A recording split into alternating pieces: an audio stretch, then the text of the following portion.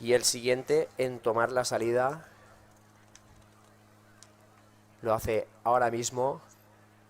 Es David Rojas, otro de los orientadores españoles que participan en categoría élite. Recuerden, hay en torno a un centenar de élites entre hombres y mujeres, pero la participación total en esta prueba es de en torno a 1.300 participantes de todas las edades. Hemos visto competidores de todas las edades. Esto, la verdad es que el paraje se ha convertido en una fiesta con ese despliegue.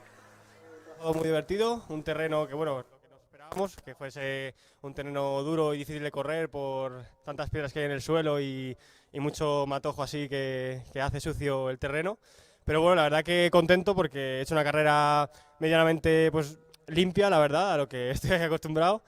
Y bueno, algunos fallitos de segundos, quizá pues en el control 6, en el control 11 y en el 2 quizá al principio, que eso me ha hecho desconcentrarme un poquito. Pero vamos, que en general han sido fallos pequeñitos, que no he metido ningún fallo grande y he podido pues terminar la verdad que bastante bien.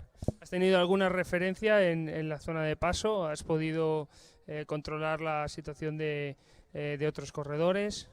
Pues a ver, la verdad que no estaba muy concentrado, ni siquiera me he puesto a escuchar lo que decían por el speaker, o sea, el speaker y tal. Sí es verdad que he escuchado a la gente animar y tal, y eso me ha dado un plus de motivación.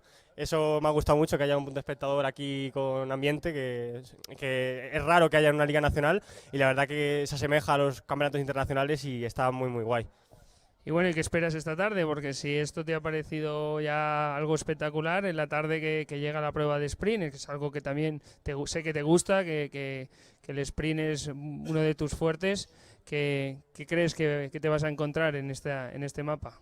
Pues bueno, el mapa de O'Neill ya sabemos todos que es un mapa con mucha cuesta, va a ser duro seguramente, habrán jugado seguro bien con el trazado, nos harán subir y bajar. Pero vamos, que lo disfrutaremos seguro, hay nivel internacional y siempre va a haber motivación, o sea, así que con muchas ganas. Pues bueno, David, muchísimas gracias, a recuperarse y a preparar la prueba de la tarde. Genial, muchas gracias.